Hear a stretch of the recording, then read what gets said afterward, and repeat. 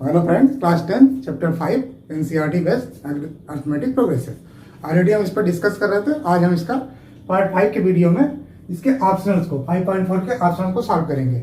इसके पहले हमारा पार्ट 1, 2, 3 और 4 जो भी वीडियो है अरिथमेटिक प्रोग्रेशन का चैप्टर 5.1, 5.2, 5.3 ऑलरेडी इसमें सॉल्व किया है। आप वहां से जाके देख सकते हैं। ठीक है, तो हम सीधे आते हैं क्वेश्चन पे। इसका क्वेश्चन फर्स्ट क्या है? Which term of the AP given क्या है? 121, 117, 113 is it the first negative terms. ठीक है ना, इसका जो फर्स्ट निगेटिव टर्म्स वो कौन सा होगा जिसपे इसका जो फर्स्ट निगेटिव टर्म्स फाउंड होगा। ठीक है ना, तो यहाँ पे हमारी जो एपी क्या है हमारा 121, 117, 130 ये क्या है? ये डिक्रीजिंग ऑर्डर में। ठीक है ना, तो डिक्रीजिंग ऑर्डर में क्या होगा?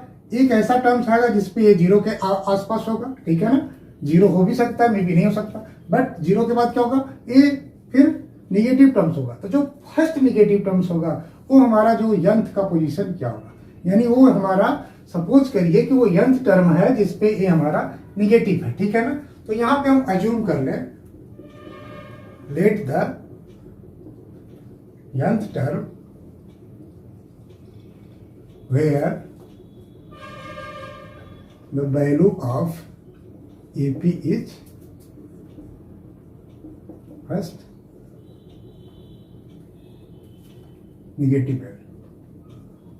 First negative value यानी AP का वह टर्म्स है जहां पे वैल्यू AP की क्या है? First negative.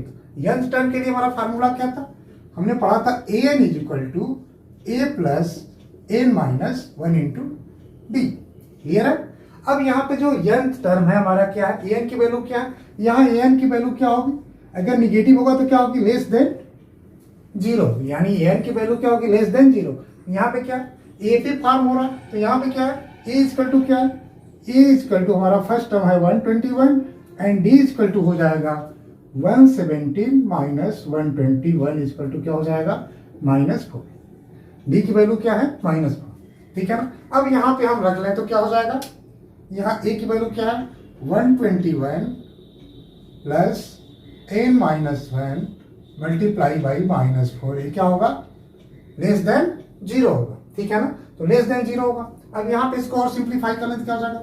121 minus 4n plus 4 less than zero. इसको लिख सकते हैं 125 minus 4n less than zero. Clear है? अब यहाँ पे -4n हम दोनों साइड प्लस कर दें तो अगेन क्या लिख सकते हैं? लिख सकते हैं 125 आपका less than 4n। 125 less than 4n, इसको और क्या लिख सकते हैं? ये लिख सकते हैं 4n ग्रेटर देन 125। तो n equal to n greater than क्या हो जाएगा? 125 डिवाइड बाई 4। इसको आप सिंप्लीफाई करेंगे तो क्या हो जाएगा? 31 एंड 1/4। यानी जो n की वैल्यू है ग्रेटर देन 31, इसका इंटीजर पार्ट लेंगे क्योंकि जब भी n टर्म्स होगा क्या होगा? पॉजिटिव इंटीजर्स में होगा, ना कि डेसिमल पार्ट में होगा। वह इंटीजर पार्ट क्या हो गया? 31। ठीक है ना, हमेशा किससे ग्रेटर होना चाहिए? 31 से ग्रेटर होना चाहिए। तो 31 से यहाँ पे क्या कह रहा है? हमारा फर्स्ट निगेटिव टर्म। तो फर्स्ट निगेटिव टर्म क्या आएगा? जस्ट 31 से आगे। तो n क्या हो जाएगा? n इक्वल टू क्या हो जाएगा हमारा? 32 आ जाएगा। यानी जो 32 टर्म्स होगा यहाँ n की वैल्यू क्या हो जाएगी? ये जो 32 टर्म्स होगा वो इसका जो वैल्यू आएगी क्या हो जाएगी? ये जो 117 है, 113 है, इस तरह फर्स्ट जो निगेटिव वैल्यू आएगी आपका आएगा 32 पे। तो यहाँ आंसर क्या हो जाएगा? n इक्वल टू हो जाएगा 32।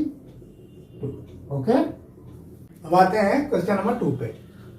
The sum of the third and the seventh term of an AP is 6 and their product is 8। Find the sum of first 16 terms of an AP. यहाँ पे जो थर्ड टर्म है उस AP का और seventh term, इन दोनों terms का plus क्या है? सम क्या है? 6 है और उन्हीं का प्रोडक्ट क्या? 8 है। हम आते हैं सीधे क्वेश्चन पे। क्या हम यहाँ जूम कर लेते हैं? Let the first term of an AP is a and common difference is क्या है? डी। क्लियर? अज्यूम हो गया। अब यहाँ पे अकॉर्डिंग टू क्वेश्चन क्या होगा, थर्ड टर्म क्या होगा हमारा A3 होगा, और क्या है A3 इक्वल टू क्या लिख सकते हैं A plus 2D, and seventh term क्या हो जाएगा A प्लस 6D, क्योंकि n equal to A plus n minus 1D, ठीक है ना। यहाँ पे क्या हो जाएगा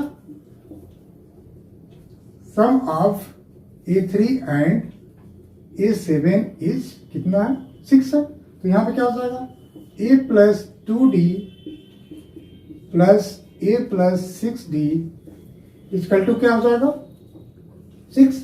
यहाँ लिख सकते हैं 2A plus 8D equal to 6, A plus 4D equal to क्या हो जाएगा 3 हो जाएगा, A plus 4D equal to 3, तो यहाँ पे अगेन लिख सकते हैं A equal to 3 minus 4D। हमारी A की वैल्यू D के फॉर्म में हो गई, D के फॉर्म में हमको लिख लिया A equal to 3 minus 4D। हम अगेन आते हैं क्या है क्वेश्चन के A3 मल्टीप्लाई बाई A7, यानी थर्ड और सेवेंथ का जो मल्टीप्लीकेशन है क्या है 8 है। यहाँ पे क्या लिख सकते हैं A plus 2D into A plus 6D equal to क्या है 8। क्लियर, यहाँ A की वैल्यू हम यहाँ पे सब्स्टिट्यूट कर लेते, क्या लिखते हैं substitute the value of A इन, इसको मान लेते हैं हम इक्वेशन ए, हमारा इक्वेशन सपोज करिए फर्स्ट है, हमारा इक्वेशन सेकेंड है, इन इक्वेशन सेकेंड में यहाँ पे क्या ए की वैल्यू हम यहाँ पे सब्स्टिट्यूट कर लें तो क्या हो जाएगा, यहाँ पे ए की जगह क्या हो जाएगा 3 माइनस 4D प्लस 2D, और यहाँ पे क्या हो जाएगा 3 minus 4D plus 6D equal to क्या हो जाएगा 8। अब यहाँ पे क्या हो जाएगा 3 माइनस 2D, और यहाँ पे भी क्या हो जाएगा 3 प्लस 2D इक्वल टू क्या हो जाएगा 8, ठीक है ना। हम इन दोनों टर्म्स को यहाँ पे लिख लेते हैं, इसको इरेज कर लेते हैं।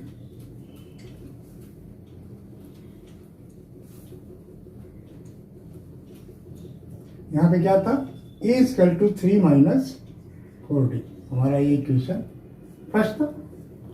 अब यहाँ पे लिख सकते हैं 3 माइनस 2D और 3 प्लस 2D इक्वल टू 8। अब A plus B A minus B, ठीक है ना, हम पढ़े थे A square minus B square equal to होता है क्या होता है A plus B into A minus B. देखिए यहाँ पे 3 माइनस 2D 3 प्लस 2D, इसको लिख सकते हैं 3 स्क्वायर माइनस 2D का होल स्क्वायर इक्वल टू 8। यहाँ पे क्या हो जाएगा 9 minus 4D equal to 4D square equal to क्या हो जाएगा 8। तो यहाँ पे कर लें क्या हो जाएगा 4D स्क्वायर इक्वल टू क्या हो जाएगा 1। 4D स्क्वायर को राइट साइड सेंड कर ले क्या हो जाएगा 8 को लेफ्ट साइड क्या हो जाएगा 4D स्क्वायर इक्वल टू 1, तो D स्क्वायर इक्वल टू हो जाएगा 1/4। तो D इक्वल टू क्या हो जाएगा अंडर रूट 1/4। अगेन इसको लिख सकते हैं प्लस माइनस 1/2। यहाँ में D की वैल्यू क्या हो गई प्लस माइनस 1/2। हमें अब D की वैल्यू यहाँ पे फाइंड हो गई। अब हमें D की वैल्यू अगर फाइंड हो गई तो हम क्या करेंगे, अब A की वैल्यू हम फाइंड कर लेंगे। हमें यहाँ D की 2 वैल्यू मिली है प्लस और माइनस, ठीक है ना। तो D इक्वल टू अगर plus half and D equal to एक है माइनस हाफ। अब D equal to plus half, तो यहाँ A की वैल्यू इस इक्वेशन में रखेंगे क्या हो जाएगा A minus 3D equal to हमारा 4 है। तो प्लस हाफ के लिए क्या होगा प्लस हाफ के लिए D इक्वल टू जब हम रखेंगे प्लस हाफ, ठीक है। तो A माइनस क्या है सॉरी A 4D है, यहाँ पे क्या है 3 है। A इक्वल टू यहाँ पे ऐसे लिख देते हैं A equal to 3 minus 4D, ठीक है ना। A equal to 3 minus 4D, तो यहाँ प्लस हाफ जब रखेंगे तो क्या हो जाएगा A equal to 3 minus 4 multiply by half equal to क्या हो जाएगा A हो जाएगा -2, तो 3 माइनस 2 इक्वल टू क्या हो जाएगा A इक्वल टू हो जाएगा 1। क्लियर है। और जब D equal to minus half रखेंगे क्या हो जाएगा A इक्वल टू हो जाएगा 3 minus 4 multiply by minus half equal to हो जाएगा 3 प्लस 2 इक्वल टू हो जाएगा 5। अब यहाँ पे A इक्वल टू जब 5 है तो डी इजकल टू क्या है आपका, ए इजकल टू आपका 5 है, डी इजकल टू -½ है, और ए इजकल टू आपका 1 है जब डी इजकल टू आपका ½ ठीक है ना। यहाँ हमको 2AP फॉर्म हुआ, इसमें फर्स्ट टर्म 5 है, कॉमन डिफरेंस -½ है, और जब फर्स्ट टर्म 1 है तो कॉमन डिफरेंस +½ है। अब हमको फाइंड क्या करना है, अब इधर से हम इरेज कर लेते हैं।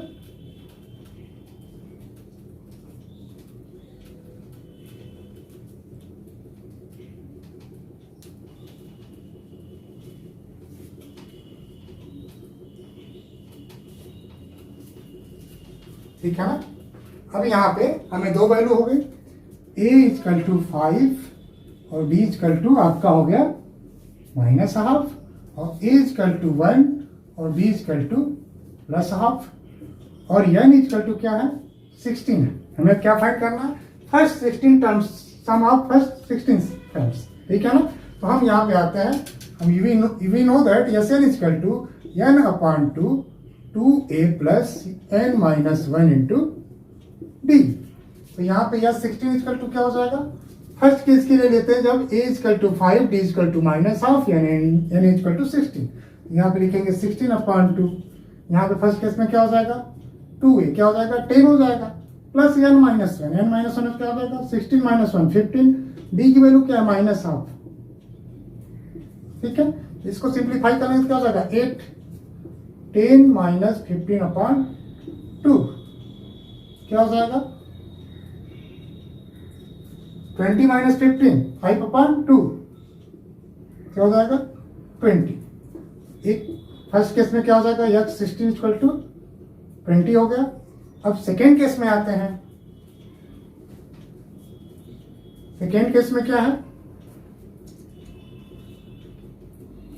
जब a इक्वल टू 1, अब यहाँ पे क्या अगेन ये 60 क्या हो जाएगा 16/2, यहाँ पे 2 × 1 प्लस 15 × क्या हो जाएगा +½ क्या हो जाएगा, इसको सॉल्व करेंगे यहाँ सिंप्लीफाई हो जाएगा 8 × यहाँ 2 प्लस 15/2 2 2 जब 4 15 कितना हो जाएगा 19/4 ×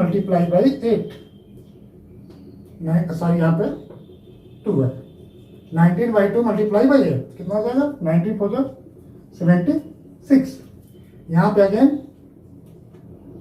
76 ठीक है ना। यहाँ पे हमें sum of first 16 terms of NAP found to value because there are the two value of the first terms and the common difference a equal to 5 d equal to -½ then S16 equal to 20 where the a equal to 1 and d equal to +½ the S16 equal to 76। तो हमें बहुत value मिली तो ये हमारा answer हो गया। Okay आते हैं क्वेश्चन नंबर 3 पे।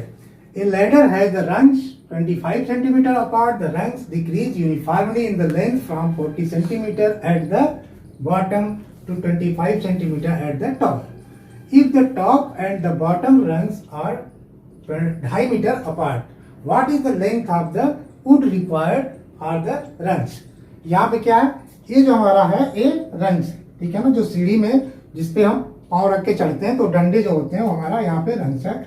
तो हमारा यहाँ क्वेश्चन क्या है, ये रंग्स जो है ये बॉटम पे कितना है 45 सेंटीमीटर है, फिर डिक्रीजिंग ऑर्डर में यूनिफॉर्मली डिक्रीज हो रहा है। अगर यूनिफॉर्मली डिक्रीज हो रहा है तो क्या है ये एपी फॉर्म कर रहा है ठीक है ना। अगर ये यूनिफॉर्मली डिक्रीज हो रहा है यानी जो डिक्रीजिंग रेट है वो हर स्टेप पे फिक्स है, तो अगर फिक्स है तो इट मीन्स कॉमन डिफरेंस है, तो एक एपी फॉर्म कर रहा है। तो फर्स्ट जो बॉटम पे है वो 45 सेंटीमीटर का है और जो टॉप वाला रक्स है वो कितना 25 सेंटीमीटर का है। अब यहाँ दो रक्स का बीच का जो अपार्ट है वो कितना दिया है 25 सेंटीमीटर और बॉटम टू टॉप के बीच का डिस्टेंस कितना है 2.5 मीटर है ठीक है ना। तो यहाँ पे क्या अकॉर्डिंग टू क्वेश्चन क्या यहाँ पे डिस्टेंस बिटवीन बॉटम टू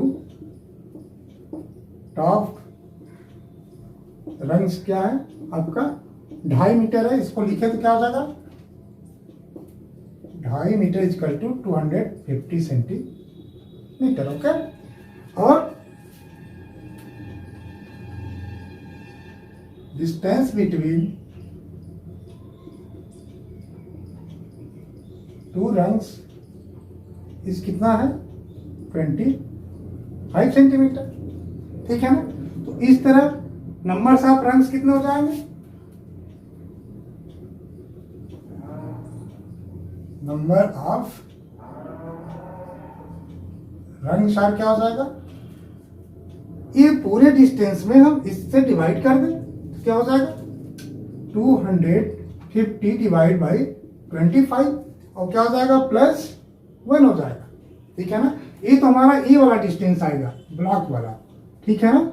ये ब्लॉक का आ जाएगा, इस ब्लॉक में अगर +1 कर दे तो हमारा ये रंग्स नंबर ऑफ रंग्स निकल जाएंगे। सपोज करिए जैसे क्लॉइन है, इसको हम 4 बराबर भाग में बांट दें, ठीक है ना।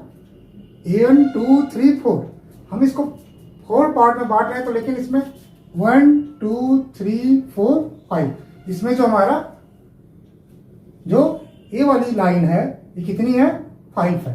जब इसको हम 4 पार्ट में बांट रहे हैं तो हमारा नंबर ऑफ लाइंस कितना है 4 + 1 है। इसी तरह 250 को जब हम 25 से डिवाइड करेंगे तो क्या होगा, नंबर ऑफ रंग्स कितने हो जाएंगे, इससे डिवाइड करने के बाद जो आएगा +1 होगा। क्लियर है। तो यहां से हमको नंबर ऑफ रंग्स कितने मिल गए, तो इसको हम सिंप्लीफाई कर दें तो क्या हो जाएगा 10 + 1 = क्या हो जाएगा 11, ठीक है ना। तो नंबर ऑफ रंग्स कितने हो गए 11। हमको क्या पूछ रहा है, कितना वुड रिक्वायर्ड होगा, यानी कितनी लकड़ी रिक्वायर्ड होगी इस रक्स को बनाने में। तो हम क्या करेंगे, ए यानी सारे रक्स की लंबाई को अगर हम ऐड कर दें, ठीक है ना, तो उतनी हमारी वुड रिक्वायर्ड होगी। अब हम इसको कॉपी पर राइट कर लीजिएगा और इसको विलेज कर लेते हैं। अब यहां पे फर्स्ट में क्या है, तो हम सारे अगर रक्स को जोड़ दें क्या हो जाएगा, सम ऑफ all 11 rungs, ठीक है ना, ठीक है ना। Sum of all the length of, यहां पे ऐसे लिख लीजिए, sum of all the length of 11 rungs, क्योंकि नंबर्स ऑफ रंग्स कितने थे, नंबर ऑफ रंग्स = 11 था। तो हम यहाँ पे क्या है, फर्स्ट क्या है 45, सेकेंड कर लीजिए कुछ, लास्ट कितना है हमारा 25। ये यूनिक फार्मूली है। क्लियर है। तो हमारी इसका मतलब क्या है, ये एपी फॉर्म कर रहा है। इसका फर्स्ट टर्म क्या है, ए = 45 है और लास्ट टर्म क्या है, एन = क्या है 25 है, एन क्या है 11 है, ठीक है ना। ए अगर फर्स्ट है तो ये हमारा कौन सा है 11th पे, ठीक है ना। हमको सम निकालना है, तो अगर एपी फॉर्म करा तो हमने फार्मूला पढ़ा है SN = n/2 A + n। इसमें कॉमन डिफरेंस निकालने की जरूरत नहीं है, ठीक है ना। अगर फर्स्ट टर्म पता है, लास्ट टर्म पता है, n पता है, तो हम सीधे इस फार्मूले पे फिट करते हैं। क्लियर है। तो यहाँ पे एपी फॉर्म कर रहा है, तो फर्स्ट टर्म हमारा 45 है, लास्ट टर्म हमारा 25 है, n क्या है 11 है, तो 11/2 मल्टीप्लाई बाई क्या हो जाएगा 45 + 25 = क्या हो जाएगा, इसको ऐड करेंगे तो क्या हो जाएगा 70 मल्टीप्लाई बाई 11/2, ये हो जाएगा आपका 35। अब मल्टीप्लाई करेंगे तो क्या हो जाएगा 55, 33 और 5 कितना हो जाएगा 385 क्या हो जाएगा ये सेंटीमीटर, क्योंकि इसकी लेंथ कितने से सेंटीमीटर में थी। हमारा आंसर क्या हो गया 385 सेंटीमीटर, ठीक है। ओके, अब आते हैं क्वेश्चन नंबर 4 पर। The houses of a row are the numbered consecutively from 1 to 49 so that there is a value of x such that the sum of the number of houses preceding the houses numbered x is equal to the sum of the numbers of houses following it. Find this value of x. यहाँ पे क्या है, एक हमारा house का रो है, ठीक है ना। यहाँ पे हाउस नंबर 1 है और लास्ट में हमारा क्या है हाउस नंबर 49 है, यानी 1 है, 2 है, 3 है, 4 है, 5 है, 6 ऐसे सोवान कहाँ तक है 49 तक है। क्लियर है। तो 1 2 3 4 5 6 7 8 यहाँ 49 हाउस है और उनके इनके नंबर है। फर्स्ट हाउस का फर्स्ट नंबर है, सेकंड हाउस का सेकंड नंबर है, थर्ड हाउस का थर्ड नंबर है। तो ये जो 1 2 3 4 5 6 7 है। अब सपोज करिए कहीं पे हमारा यक्स है, कहीं पे हाउस का नंबर क्या है मैंने अज्यूम कर लिया यक्स है, तो यक्स से यहाँ तक का जो सम है, ठीक है ना, यहाँ से यहाँ तक का जो सम है और इसके प्रीसीडिंग, इसका प्रीसीडिंग कौन सा होगा x माइनस 1 होगा। अगर यहाँ हाउस का नंबर x है तो उसके जस्ट पीछे वाले हाउस का नंबर क्या होगा, x माइनस 1 होगा। उसके और पीछे x माइनस 2 होगा, इसके आगे क्या होगा, x प्लस 1 होगा। यानी इसके आगे क्या होगा, x प्लस 1, x प्लस 2, यहाँ पे x minus 1, x minus 2। But हमें क्या करना, हमें यहाँ पे केवल प्रीसीडिंग लेना है, ठीक है ना। तो यहाँ पे x के प्रीसीडिंग क्या हो जाएगा, x माइनस है, यानी यहाँ हाउस का नंबर क्या हो जाएगा, x माइनस है। यानी 1 से लेके x माइनस 1 तक का जो सम है वो इक्वल टू द x से लेके 49 तक का है, ठीक है। तो अब यहाँ पे हम आते हैं, यहाँ तक का सम क्या होगा, क्योंकि यहाँ पे 1 2 3 4 5 है, तो यहाँ पे क्या है, एपी फॉर्म कर रहा है, क्योंकि यहाँ पे सब में कॉमन डिफरेंस क्या है, 1 है। यहाँ पे कॉमन डिफरेंस क्या 1 है, तो एपी फॉर्म कर रहा है। तो फर्स्ट अगर सम ले तो क्या हो जाएगा, यस यहाँ पे लिख लें x माइनस 1 तक का जो सम होगा क्या हो जाएगा, इजकल टू हो जाएगा, हमने फार्मूला क्या पढ़ा था, यस एन इजकल टू था n/2 2a plus n minus 1 into T, ठीक है। तो यहाँ पे क्या है, a की वैल्यू क्या है, a की वैल्यू वहाँ 1 है, यहाँ पे a इजकल टू 1 है और d इजकल टू भी 1 है और n इजकल टू क्या हमारा x माइनस 1 है। अब यहाँ पे क्या हो जाएगा, तो लिख लेंगे x minus 1 upon 2 n/2 multiply by 2a, 2 into a, तो 2 इंटू 8 2 हो जाएगा, प्लस x माइनस 1, यहाँ x माइनस 1 और फिर क्या हो जाएगा -1 n minus 1 multiply by d। अब यहाँ पे क्या हो जाएगा, मल्टीप्लाई बाई d, d की वैल्यू भी क्या है 1 है। इसको अब सॉल्व करेंगे तो क्या हो जाएगा, x माइनस 1 अपान 2, यहाँ पर हो जाएगा 2 प्लस x माइनस 2, -1 -1 -2, तो ये आपका कैंसिल हो जाएगा। इसका टू क्या हो जाएगा, x इंटू x माइनस 1 अपान 2। यहाँ पे क्या हो जाएगा, इधर का जो फर्स्ट 1 से लेके x माइनस 1 टर्म का जो सम क्या हो जाएगा, x इंटू x माइनस 1 अपान हाफ हो जाएगा। अब आते हैं नेक्स्ट पे, तो यहाँ इसकी जगह पे हम सीधे लिख लेते हैं, ये क्या है, x इंटू x माइनस 1 अपान हाफ, क्लियर है। अब हम आते हैं, अगर इधर से अब देखा जाए, अब इधर से हम देखें, हमारा फर्स्ट टर्म अगर इधर से देखें तो डिक्रीजिंग ऑर्डर में होगा, ये 49 है तो इसके जस्ट पीछे वाला क्या होगा, 48 होगा, ये क्या होगा 47 होगा। तो अब ये जो टर्म्स बचा, अगर ये x टर्म है, टोटल टर्म्स कितने हैं, टोटल टर्म्स यानी इक्वल टू हमारा कितना था 49 था, इसमें से अगर ये x टर्म यहाँ से यहाँ तक क्या है, तो ये हमारा क्या बचेगा 49 माइनस x बचेगा, ये क्या हो जाएगा 49 माइनस x बचेगा। तो यहाँ पे हमारा क्या हो जाएगा, यहाँ पे यस 49 माइनस x हो जाएगा। यहाँ पे क्या हो जाएगा, तो यहाँ पे वैल्यू रखेंगे तो क्या हो जाएगा 49 माइनस x n/2। अब 2a, यहाँ पे n की वैल्यू क्या, a की वैल्यू क्या है, a की वैल्यू यहाँ पे 49 है, यहाँ पे 49, यहाँ पे क्या लेंगे, यहाँ पे लेंगे a इजकल टू हम लेंगे 49, d इजकल टू हो जाएगा -1 और n इजकल टू हो जाएगा 49 माइनस x। सेकेंड केस के लिए क्या हो जाएगा, a हमारा हो जाएगा 49 और यहाँ पे डिक्रीजिंग ऑर्डर में तो d क्या हो जाएगा -1 हो जाएगा और n इजकल टू क्या हो जाएगा 49 माइनस x। यहाँ पे लिखेंगे तो क्या हो जाएगा, अब यहाँ पे हम वैल्यू रख लें,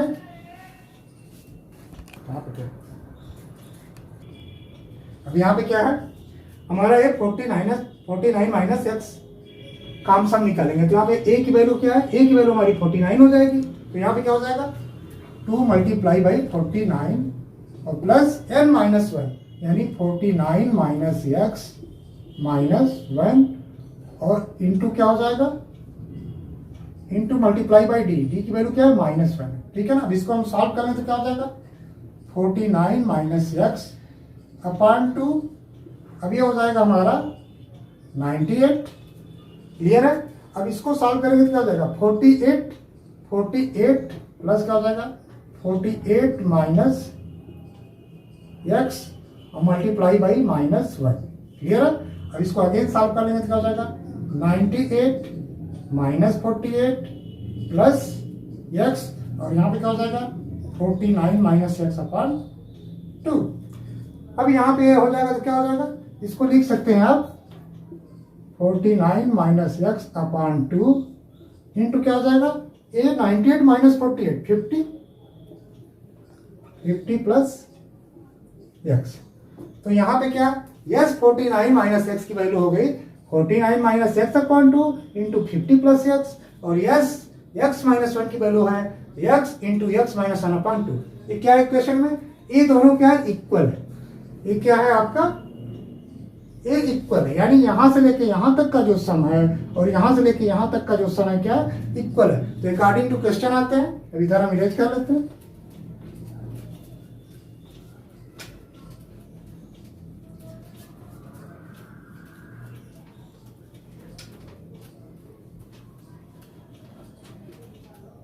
यहां पे क्या है, यस एक्स माइनस 1 का है इज इक्वल टू क्या है, यस 49 माइनस एक्स। अब यहाँ पे वैल्यू क्या है, इसको लिख सकते हैं x into x minus 1 upon 2 is equal to क्या है, 49 minus x divide by 2 into 50 plus x. Clear है। अब यहाँ पे हम दोनों को इक्वल कर लिए। अब इक्वल कर लिए तो यहाँ पे क्या, इधर से भी 2 से डिवाइड है, इधर से 2 से डिवाइड है, तो ये दोनों टर्म्स क्या हो जाएंगे, एक कैंसिल हो जाएंगे। अब इसको हम सॉल्व करें, क्या हो जाएगा, x square minus x equal to क्या हो जाएगा, इसका पहले इसमें मल्टीप्लाई हो जाएगा, क्या हो जाएगा 49 मल्टीप्लाई बाई 50, फिर इसमें हो जाएगा तो क्या हो जाएगा 49x हो जाएगा, और फिर जब x का हो जाएगा क्या हो जाएगा minus 50x minus x square. Clear है। अब इसको हम सॉल्व करें तो क्या हो जाएगा, माइनस एक्स स्क्वायर को इस साइड सेंड कर दें तो क्या हो जाएगा 2x square, minus x equal के इस साइड भी है और आपका, अब इसको सॉल्व करें तो क्या हो जाएगा माइनस एक्स इक्वल टू, इसको एज इट इज अभी रहने देते हैं। अभी क्या हो जाएगा माइनस 50x प्लस 49 क्या हो जाएगा माइनस एक्स। ठीक है, मैंने माइनस एक्स स्क्वायर इधर सेंड कर रखा। अभी देखिए माइनस एक्स इस साइड भी, माइनस एक्स इस साइड भी है, तो क्या हो जाएगा इक्वल के दोनों साइड है तो कैंसिल हो जाएगा। अब यहाँ पे क्या आ जाएगा एक्स स्क्वायर इक्वल टू लिख सकते हैं 49 मल्टीप्लाई बाई 50 डिवाइडेड बाई आपका 2। अब ये कैंसिल हो जाएगा, क्या हो जाएगा 25, तो एक्स स्क्वायर इक्वल टू हो जाएगा 49 मल्टीप्लाई बाई 25। अब यहाँ पे आ जाते हैं, तो एक्स स्क्वायर इक्वल टू लिख सकते हैं 7 का होल स्क्वायर मल्टीप्लाई बाई 5 का होल स्क्वायर, तो एक्स इक्वल टू हो जाएगा अंडर रूट 7 का होल स्क्वायर मल्टीप्लाई बाई 5 का स्क्वायर इक्वल टू क्या हो जाएगा 35। ये जो वैल्यू आएगी तो क्या आ जाएगी, ये प्लस माइनस आएगी। ठीक है ना, तो हमारा ये प्लस माइनस 35 हो गया। यहाँ x की वैल्यू हो जाएगी प्लस माइनस 35। अब अगर यहाँ पे माइनस कंसीडर करेंगे क्या होगा, हमारा हाउस का जो नंबर था वो क्या था, वो पॉजिटिव इंटीजर में था, तो x की जो भी वैल्यू आएगी क्या होगी, वो पॉजिटिव ही होगी, निगेटिव नहीं होगी। तो इसलिए यहाँ पे हम क्या कंसीडर करेंगे 35, तो x की वैल्यू क्या हो जाएगी 35। तो हमें फाइंड क्या करना था, x फाइंड करना था, तो यहाँ पे हमारा आंसर क्या हो गया 35। ओके, अब आते हैं क्वेश्चन नंबर 5.4 चैप्टर का ऑप्शन। हमने यहाँ पे क्वेश्चन राइट कर दिया। अगर क्लियर नहीं होगा तो इस क्वेश्चन को आप एनसीईआरटी की चैप्टर 5.5 के ऑप्शनल से आप वहां से देख लीजिएगा। ठीक है, यहाँ पे थोड़ा फिगर हमारा क्लियर नहीं बना है, फिर भी बनाने की कोशिश की है। ठीक है, तो यहाँ पे क्या है क्वेश्चन नंबर 5 में क्या है, the small terrace of A football ground comprises of the 15 steps, यानी जो हमारा स्टेप्स है, जो सीढ़ी है 1 2 3 4 5 6 7 8, हमने 9 तक ही बनाया, बट यहाँ पे अज्यूम कर लीजिएगा कितना स्टेप है, यहाँ पे ये 15 स्टेप्स। क्लियर है, ये हमारे 15 स्टेप्स है। इच स्टेप्स है द राइज ऑफ 1/4 मीटर। ठीक है ना, यहाँ पे जो ए स्टेप्स जो आप चढ़ते हैं, यानी ये ऊंचाई जो है, हाइट जो है कितना है 1/4 मीटर, एंड थ्रेड यानी जो थ्रेड ये कटा, जो यहाँ पे ऐसे कटा रहता है, जो ये कटा है, ये कटा वाला पोर्शन कितना है आपका 1/2 मीटर है। ठीक है ना, calculate the total volume of concrete required to the build the terrace. इस टेरेस को बनाने में हमारा कितना कंक्रीट रिक्वायर्ड होगा ये हमें मेजर करना है, जिसमें आपका एक गिवन है। ये हमारा कितना, ये 50 मीटर लॉन्ग है। ठीक है ना, यहाँ पे क्या which is the 50 metre long, ये हमारी क्या है 50 मीटर लॉन्ग है। अब हम इसके एक स्टेप की सीढ़ी को, जो एक स्टेप टेरेस का फर्स्ट स्टेप है, हमने इसको इधर अलग कर दिया ताकि समझने में आसानी हो जाए। यहाँ पे क्या हमारा ये 1/2 मीटर है, क्या 1/2 मीटर है, ये आपका थ्रेड क्या है, ये थ्रेड हमारा 1/2 मीटर है। और जो टेरेस की जो हाइट है, जो छोटे छोटे स्टेप्स है ना, उस टेरेस के स्टेप्स के जो छोटे छोटे स्टेप्स है, उसकी जो हाइट कितना है 1/4 मीटर है, और इसकी जो लेंथ कितना है 50 मीटर है। अगर हम एक टेरेस का वॉल्यूम निकाल लें, यानी एक स्टेप्स का वॉल्यूम निकाल लें, ठीक है ना, तो यहाँ पे वॉल्यूम क्या होता है वॉल्यूम इक्वल टू क्या हो जाएगा, वॉल्यूम ऑफ फर्स्ट स्टेप। क्या करते हैं हमने, फर्स्ट स्टेप क्या होता है, ये हमारा क्या है, एक हमारे क्यूबॉइड शेप में है जिसका लेंथ है, ब्रीथ है और हाइट भी है। तो ये हमारा क्यूबॉइड शेप है, तो हमने वॉल्यूम क्या पढ़ा है, वॉल्यूम इक्वल टू होता है लेंथ ब्रीथ इनटू हाइट। अगर हम यहाँ पे लेंथ मान लें, ठीक है ना, तो क्या हो जाएगा, अब हम यहाँ पे ए और ए, ठीक है ना, तो हम यहाँ पे कर लें 50 मल्टीप्लाई बाई क्या हो जाएगा आपका हाफ, मल्टीप्लाई बाई क्या हो जाएगा 1/4। क्लियर है, तो हमारा ये एक स्टेप का हो गया। क्लियर है। इसी तरह जब सेकेंड स्टेप में जाएंगे, तो क्या हो जाएगा, फर्स्ट स्टेप भी हमारा यहाँ से यहाँ तक है, सेकेंड स्टेप क्या ए है, हमारा ये क्या हो जाएगा, ये जो 1/4 था ये क्या हो जाएगा, इसमें 1/4 ये भी ऐड हो जाएगा, 1/4 ए जाएगा। सेकेंड कंडीशन में क्या हो जाएगा 2/4 हो जाएगा, थर्ड कंडीशन में क्या हो जाएगा ये 3/4, ये आपका 4/4, ऐसे ही बढ़ता जाएगा। लास्ट में जो 15 है तो क्या हो जाएगा ये 15/4 हो जाएगा। यानी जो इसकी हाइट क्या है, फर्स्ट स्टेप के लिए 1/4 है, सेकेंड स्टेप के लिए 2/4, थर्ड स्टेप के लिए 3/4। तो फर्स्ट स्टेप का मालूम क्या हो जाएगा आपका, इसको लिख सकते हैं, इधर आप पिक्चर क्लियर हो गया, फिगर क्लियर है, तो इसको हम इरेज कर दे रहे हैं, ठीक है ना। फर्स्ट स्टेप के लिए 1/4, 2/4, 3/4, ठीक है। अब हम आते हैं V1, तो फर्स्ट स्टेज को हम V1 मानेंगे। पहले स्टेप में जो हमारा कंक्रीट लगा वो V1 मालूम का लगा, तो V1 इक्वल टू क्या हो जाएगा 50 multiply by half multiply by 1/4। इसी तरह V2 के लिए क्या हो जाएगा, लेंथ सेम है, इसका थ्रेड भी सेम है, बट ये हाइट क्या हो जाएगा, ये इसकी हाइट चेंज हो गई है, अब हाइट क्या हो जाएगी, इतना हो जाएगा, यहाँ भी क्या हो जाएगा 2/4। थर्ड स्टेप के लिए क्या हो जाएगा 3/4। इसी तरह अगर हमारा ये भी 15 स्टेप होगा तो क्या हो जाएगा 50 multiply by half multiply by 15/4। Clear. अब पूछ रहा है कि टोटल हमारा कंक्रीट का वॉल्यूम क्या होगा। क्लियर है। अब यहाँ 15/4 क्लियर होगा। अब हम इसको इरेज कर दे रहे हैं। तो टोटल वॉल्यूम के लिए क्या करना पड़ेगा, हमको सम करना पड़ेगा, sum of our steps, sum of volume of our steps from 1 to 15। हमको 15 स्टेप है, तो यहाँ पे क्या हो जाएगा V1 plus V2 plus V3 कहाँ तक जाएगा, ये V15 तक जाएगा। अब यहाँ पे हम वैल्यू को पुट कर दे तो क्या लिख सकते हैं, V1 की जगह लिख सकते हैं 50 multiply by half multiply by half 1/4, plus लिख सकते हैं 50 multiply by half multiply by 2/4। Clear है। अब यहाँ पे क्या लिखेंगे थर्ड के लिए 50 plus multiply by half multiply by, अब यहाँ पे क्या हो जाएगा 3/4। इसी तरह 15 क्या हो जाएगा 15 हो जाएगा 50 multiply by half multiply by 15/4। Clear है। अब हम यहाँ पे आते हैं, ठीक है, इसको इरेज कर दे रहे हैं।